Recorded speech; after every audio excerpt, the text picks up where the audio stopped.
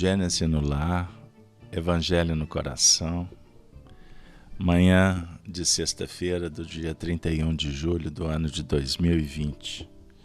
É com muita alegria que estamos nos aproximando do final deste ciclo semanal e nestas vibrações nós elevamos o nosso pensamento ao Senhor da vida, rogando que Ele possa nos auxiliar, nos oferecendo a mensagem que possa nos favorecer, orientando, consolando e reafirmando os nossos projetos evolutivos. Nós estamos com muita alegria no coração trabalhando o Evangelho segundo o Espiritismo no seu capítulo 28, Preces Espíritas. Mas antes, vamos recordar do capítulo anterior, 27, no item 9, quando Allan Kardec esclarece que a prece é uma invocação mediante a qual o homem entra pelo pensamento em comunhão com o ser a quem se dirige.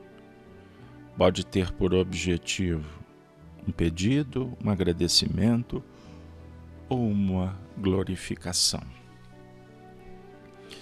Estamos aprendendo com Kardec a interpretar a oração dominical, conhecida como Pai Nosso. E no encontro desta manhã, vamos à parte 4 da oração. Portanto que o tema de hoje, dá-nos o pão de cada dia.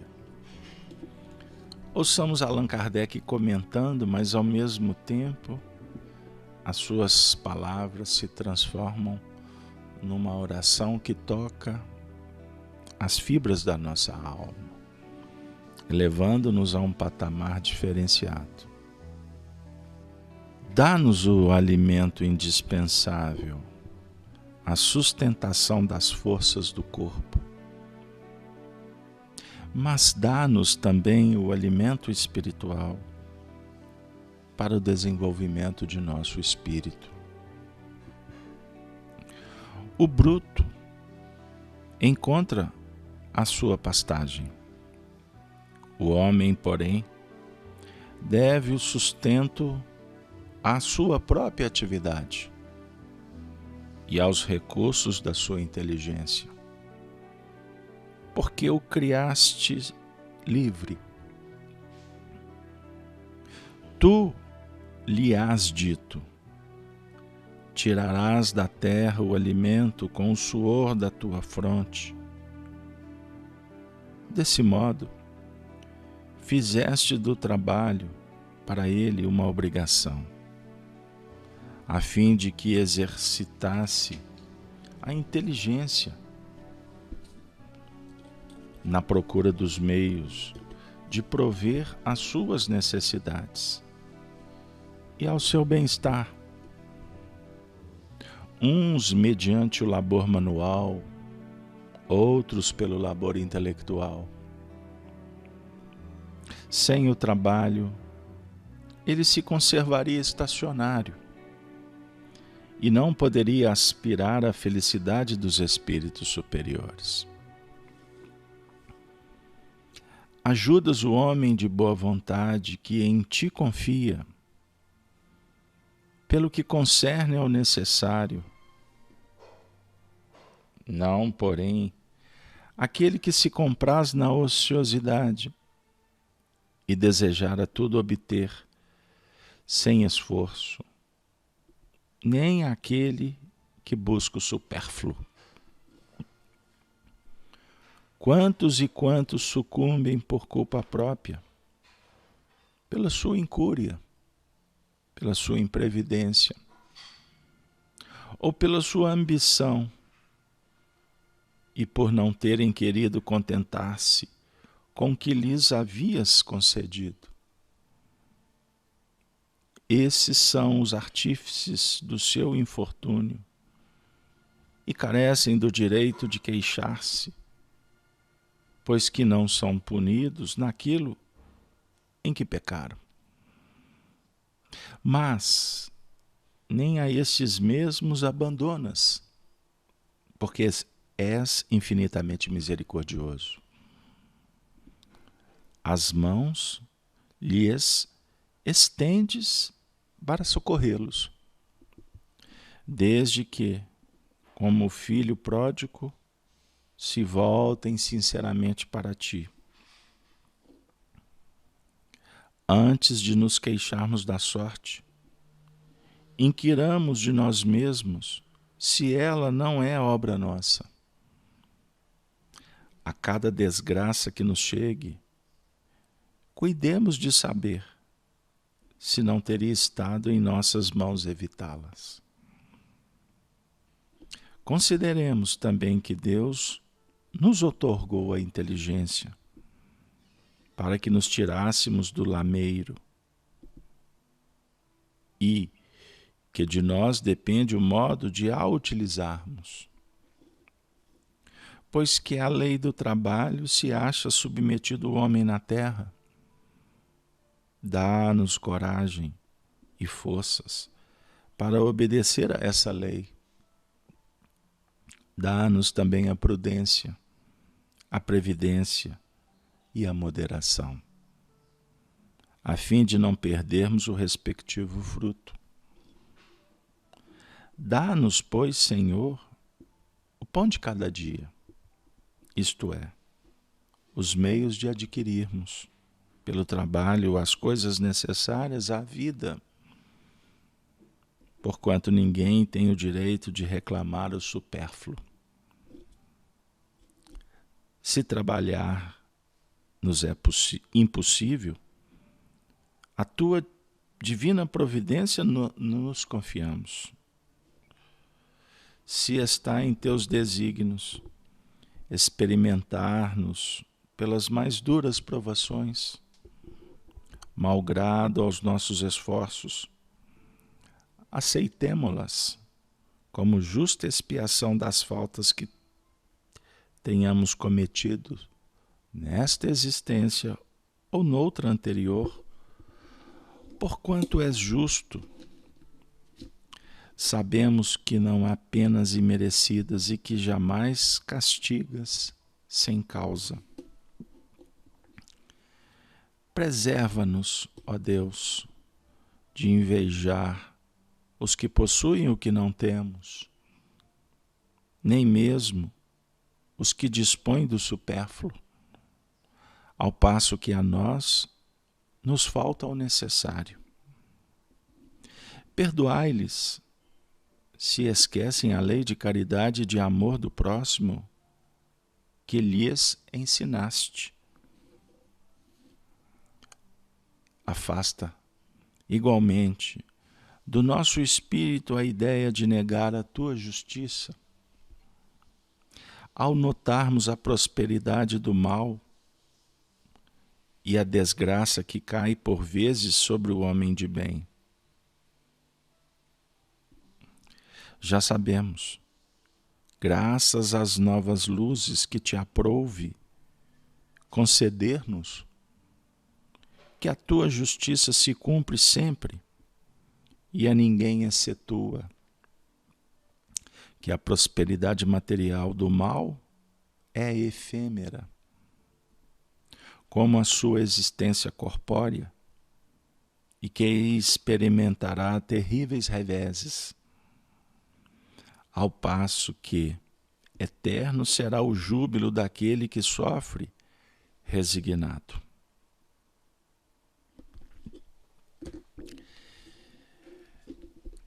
Que extraordinário começarmos o dia com uma oração que nos toca o coração e que nos faz recordar da doutrina magnânima oferecida por Jesus à humanidade, o Espiritismo evangélico. Allan Kardec inicia esse trecho nos passando a imagem de um homem probo, virtuoso, justo, bondoso, amigo da humanidade, que nos sugere que ele se coloca de joelhos diante do Altíssimo, da justiça divina, e inicia a interpretação do que nos fala Jesus, suplicando o alimento indispensável, a sustentação das forças do corpo, mas coloca como prioridade o alimento espiritual, imprescindível para o desenvolvimento dos seres. Num segundo momento, ele fala que cada um necessita do alimento conforme a sua inteligência, sua posição. Segundo suas obras, todos somos livres para ir ao encontro, buscando o que lhe aprouve, o que lhe é necessário. Mas graças porque o Senhor da vida nos conclama para trabalhar, a definir a necessidade da vontade, do esforço, do investimento, para tirar da terra o alimento. O diálogo sugere que Deus igualmente dá a oportunidade para todos. E a cada um compete desenvolver os méritos para que a aquisição se faça. Mesmo quando rebeldes, que teoricamente fecharíamos a porta para recebermos, o Senhor, por acréscimo de misericórdia, atende a inspirar o incauto, o rebelde, o indiferente, que Deus supre as nossas ineficiências, falências, incompetências, carências. Enquanto fecharmos os olhos para a beleza do sol que irradia lá fora, dizendo que o mundo pulsa, que a natureza vibra e que quando dissonantes desta proposta, cairemos em sofrimento por inanição espiritual. Naturalmente, buscamos suprir as necessidades. Não vale a condição estacionária, porque também nos impede de conectar com as faixas superiores do progresso, que se revelam pelos espíritos superiores. A prece suplica, ajuda o homem de boa vontade, que tem confiança, que busca ajuda no que remonta ao necessário. Então, na sequência, vai abrir uma reflexão sobre o necessário e o supérfluo. Temos o direito de negociar com a ilusão. O que é imperecível é a base. A definir que, quando andarilhos pelo campo das distorções, naturalmente, em busca das vaidades que sugerem a ambição, a cobiça, o despeito, amanhã, naturalmente, iremos nos despertar. Interessante porque o pão nosso de cada dia nos dá sempre, em nível de entendimento, sugere que a misericórdia sempre envolva prodigalize remédio, orientação, hospital, mãos estendidas para os que estão sucumbindo na estrada, exatamente em face dessa busca frenética pelo atendimento aos prazeres do mundo. Sugere também que sejamos obedientes e resignados. Um assunto recorrente no Evangelho. Obediente às leis, obediente aos limites. Na verificação das possibilidades, mas sermos resignados com o coração. É o consentimento, que naturalmente sugere uma maior tranquilidade íntima para superar as deficiências, as dificuldades.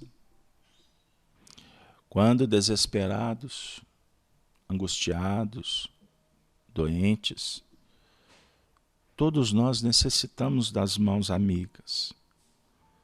Portanto, as preces que se elevam em busca do socorro, partindo de um coração sincero, que naturalmente está pedindo pelo que realmente é necessário, a providência divina acolhe essas preces de uma forma muito especial. Kardec fala que em nossas orações, que sejamos, inclusive, aqueles aprendizes que aprenderemos a pedir que, quando estivermos desconectados da justiça divina, se os nossos anseios forem para o atendimento ao supérfluo, que estas preces não sejam acolhidas. A reflexão aqui, então, nos projeta para a prudência e, novamente, para a sensibilidade humilde na verificação da importância da simplicidade. Ele diz assim: antes de nos queixarmos da sorte, que tenhamos a lucidez para inquirir se as dificuldades não são responsabilidades nossas. Por isso a frase: a cada desgraça que nos chegue, cuidemos de saber se não teria estado em nossas mãos evitá-las. Então há aqui uma discussão sobre a imprevidência. Não para a gente caminhar pelos terrenos místicos dos maus agouros ou do espiritualismo que lida com a reencarnação, mas de uma forma assim simplista, no que concerne a tudo que está acontecendo é débito do passado. Que a gente possa também levar em conta que existem males que, na verdade, poderíamos ter evitado por uma escolha mais elaborada, mais lúcida, mais previdente. É extraordinária a doutrina espírita quando Kardec, na oração, vem nos alertar sobre a importância do trabalho, seja ele qual for, a atividade mais simples ou a mais complexa, que a gente possa procurar o alimento espiritual, a frequência superior, para robustecer a coragem, a fé, a esperança, sem perder a conexão com o futuro, porque o trabalho de hoje, ele tem um objetivo na construção de uma nova realidade. Por isso, em filosofia espírita, a gente dialoga sempre na observância dos princípios que devem nortear a vida, o sentido da vida, qual a meta que vamos alcançar. Aproveitando o ensejo, mineiro não perde viagem, eu vou dizer: esteja avaliando sempre os seus projetos de vida. Um projeto a cada dia. Portanto, etapas. Nós precisamos de estar sempre atentos. Aonde você quer chegar? Na obra Alice no País das Maravilhas, tem um diálogo muito extraordinário, muito especial. Para onde você vai? Perguntou o gato. Não sei. Então você pode pegar qualquer caminho. Porque se você não sabe para onde vai, qualquer caminho serve. Será que a gente está agindo assim durante o nosso dia, o nosso trabalho, as nossas relações? Você faz um encontro sem definir o objetivo? Encontra por encontrar? Naturalmente, o resultado desse encontro estará entregue à sorte. Qualquer coisa que chegar no final seria esperado. Diferente quando você estabelece aquele ponto que você quer chegar. Seja num diálogo, numa festa, num encontro, numa tarefa que tu vai realizar. Dá-nos, pois, Senhor, o pão de cada dia, isto é, os meios de adquirir pelo trabalho. Amigos, isso é extraordinário. A súplica pela oportunidade. Geralmente a gente pede pelo objetivo. Está faltando o pão e o leite. Senhor, me dá o pão e o leite. Como é diferente, Senhor. Lucidez e inspiração para que eu faça a minha parte para que o leite e o pão cheguem na minha mesa, para os meus filhos, para aqueles que eu amo, para mim mesmo. Senhor, se trabalhar for impossível, eu perdi a habilidade, as forças.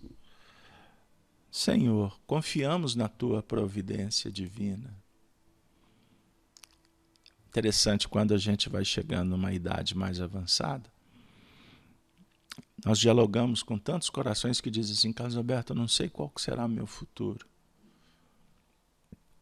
Trabalhei a vida toda e não tem talvez garantido o pagamento de alguma coisa no amanhã, o remédio, o plano de saúde, a comida. Eu não sei nem onde eu vou morar. Isso é muito mais comum do que se pensa, amigos. Se você tem segurança material, que bom.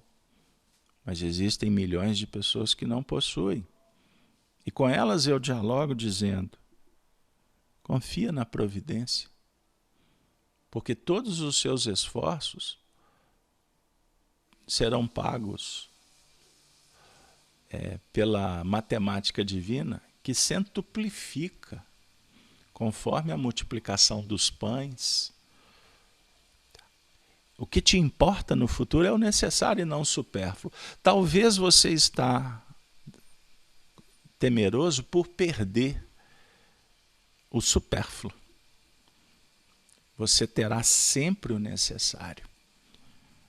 Aí nos recordamos de Chico Xavier, que recebia lá aquela gota de salários mínimos, não sei se era 1 ou 2 ou 3, não me recordo desse detalhe. Lembro historicamente que Juscelino Kubitschek de Oliveira, que assinou a aposentadoria de Chico, que sempre dizia, se referindo ao Livro dos Espíritos e ao Evangelho segundo o Espiritismo, que o homem mais rico é aquele que menos precisa. Ele tinha o que ele precisava. Imaginemos quantas pessoas não auxiliaram Chico no final de vida. Quantos corações pagaram passagem para ele viajar para São Paulo para fazer os tratamentos, cirurgias, acupunturas e etc. Porque não tinham esses recursos em Uberaba. Ele recebeu isso como pagamento pelo que ele fez? De forma alguma.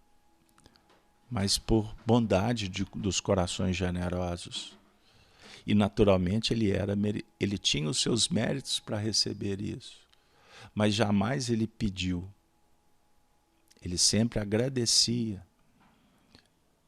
Então são exemplos que mexem conosco numa manhã que fazemos um evangelho. Sem dúvida alguma, digo por mim, estou aqui em busca de alimento espiritual e me preparando para os desafios do amanhã. O meu futuro está na mão de Deus.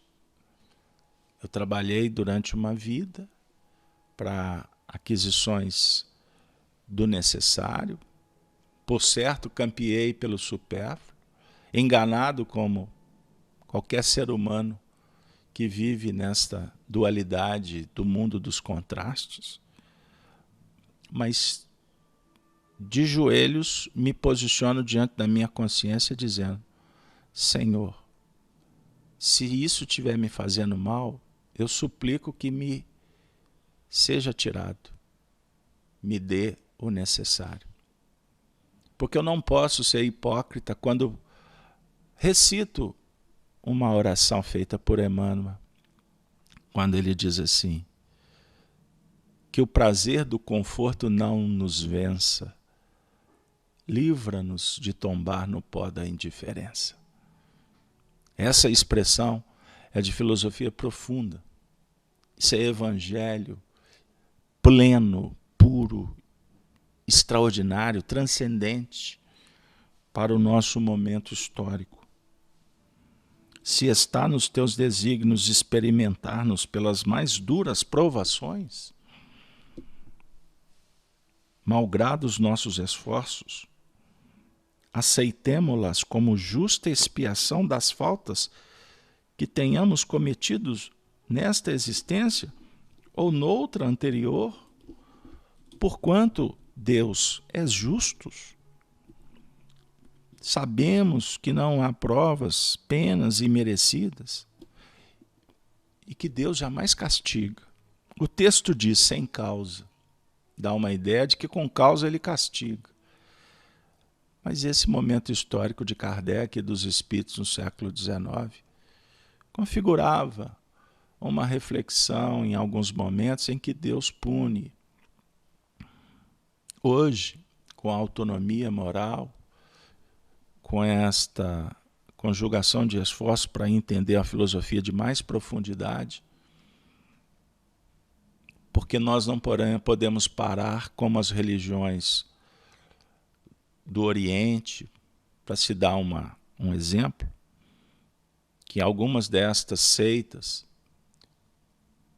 são reflexos da Idade Média. O próprio islamismo, que significa submissão, ele dialoga com o mundo medieval. Embora no Ocidente, nas religiões tradicionais, como o catolicismo ou os nossos irmãos evangélicos, as penas, elas ainda são imputadas para sugerir o medo e a culpa. E não é sem causa, é justo, é compreensivo, uma vez que temos quase 8 bilhões de pessoas no planeta que na sua grande maioria tiveram informações sobre Jesus, mas um percentual muito pequeno está investindo por criar afinidade com ele. Afinidade com Jesus é no comportamento. Por isso, o nosso coração se constrange quando temos notícias, por exemplo, oferecidas pela organização, pela ONU, isso há um mês atrás, que no ano de 2019, quase 300 milhões de católicos, ou melhor, de cristãos, desculpem, foram perseguidos sumariamente. Isso acontece no nosso mundo. Perseguição às religiões significa intolerância. E no caso específico dos cristãos, naturalmente, essa perseguição ela se dá em torno da proposta do Cristo, que os religiosos representam, cada um no seu departamento, com as suas expressões. Imaginemos. Então, se fizermos uma conta de quase 8 bi, sendo que quase 300 milhões foram perseguidos, significa que no mundo atual há um percentual altíssimo de espíritos que ainda estão vivendo a Idade Média, da Inquisição, da religião polícia, ou do materialismo ateísta, que insiste em manter o status quo, que caracteriza a ambição, a ganância, o privilégio de poucos, em detrimento a um contingente de miséria, de sofrimento, de dor, que a maior parte da população passa. Então, estamos diante de um mundo ainda caracterizado pela injustiça. A prece: preserva-nos, ó meu Deus, de invejar os que possuem o que não temos. Isso é extraordinário. Sabe aquela história de que a grama da casa do vizinho é mais verde? Nem mesmo os que dispõem do supérfluo, nós não devemos julgá-los e nem invejá-los, porque eles estão vibrando na escola das suas necessidades, mesmo que faltar o necessário para você. Não alimente o despeito, o ciúme, a inveja, pois isso é a expressão da imperfeição. Afasta igualmente do nosso espírito a ideia de negar a tua justiça. Ao notarmos a prosperidade do mal e a desgraça que cai por vezes sobre o homem de bem, esta frase, ela nos convida para, quando orarmos: Pai nosso que estais no céu, santificado seja o teu nome, venha a nós o vosso reino. Está nos sugerindo que tenhamos calma, paciência, porque tudo que está acontecendo no mundo é a justiça que se cumpre e não excetua ninguém. Não excetua ninguém. Que a prosperidade material do mal é efêmera, como a sua existência corpórea. Qual de nós que não experienciou a queda da prosperidade material em família, no vizinho? Aquelas histórias de pessoas que tinham muito dinheiro e que perderam tudo, porque não souberam usar. A definir que tanto a riqueza quanto a pobreza são circunstanciais. Tudo lá fora muda numa velocidade muito grande. O que perpetua é a experiência, é o sentimento. Aqueles que campeiam na ilusão e que de alguma forma brincam com os valores da alma, sofrerão terríveis reveses, ao passo que o eterno será o júbilo daquele que sofre resignado. Júbilo eterno aqueles que passam pela prova,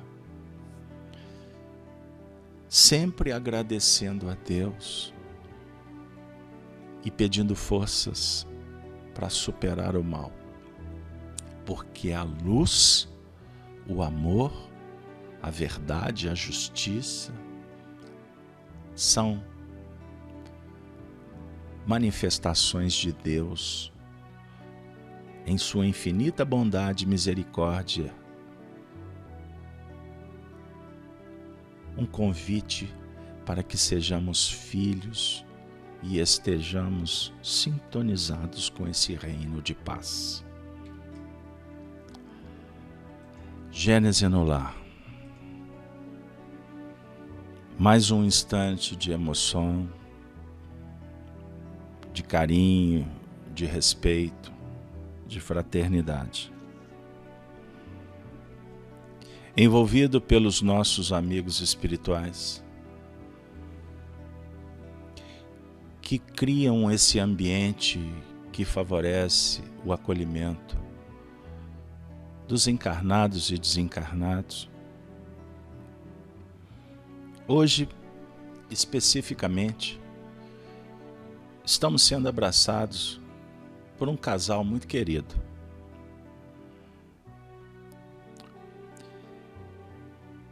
E ela, representante do alto, auxiliando o seu cônjuge querido, que hoje ela me alerta que eles são amigos. Mas para nós é um casal bendito. Se eles concordam ou não, problema deles.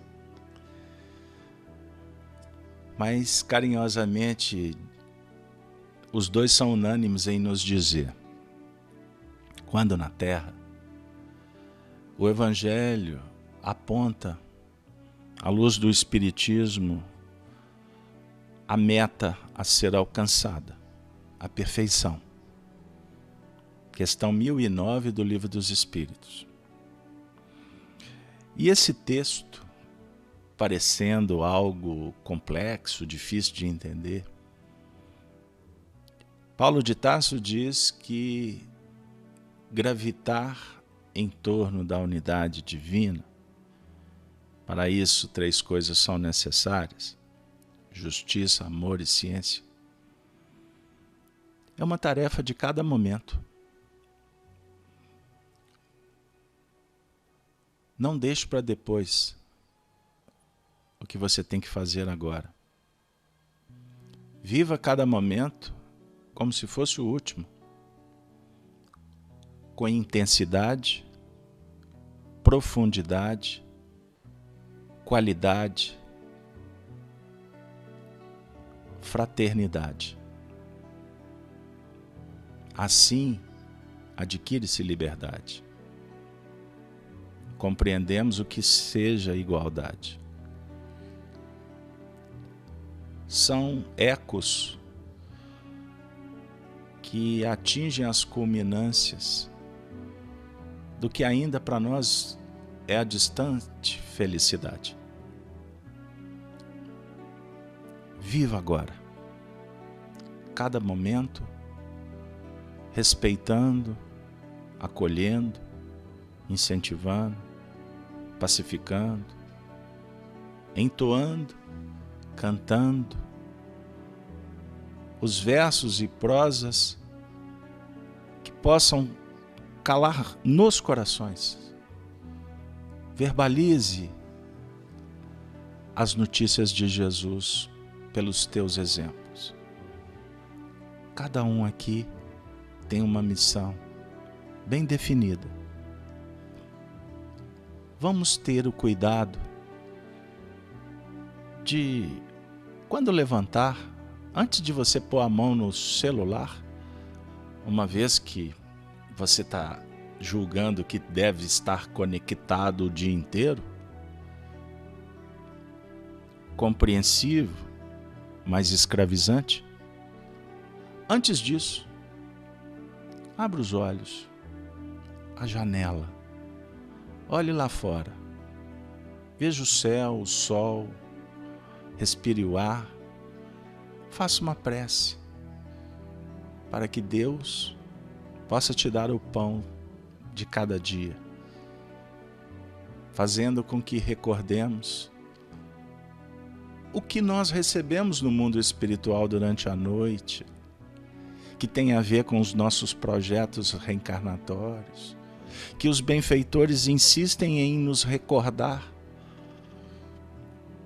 Agindo com simplicidade, com humildade e bondade, temos tudo para superar e dar um passo adiante. Sejamos generosos com o semelhante e consigo mesmo. Os benfeitores representam Jesus e jamais nos deixam órfãos. Eles estão conosco. Tenhamos mais essa comprovação, pois a sua pergunta, o seu anseio, foi respondido. Você sabe do que os Espíritos estão dizendo. E eu, Carlos Alberto, na categoria de um emissário cansado, que nem sempre consegue chegar lá no alto da montanha para entregar o recado, confesso a minha limitação e convido a todos para reverenciar os representantes do Cristo com a saudação dos cristãos dos primeiros tempos, dizendo: Ave Cristo, Ave Cristo, Ave Cristo sempre. Uma linda sexta-feira para vocês. Amém. Amemos sempre.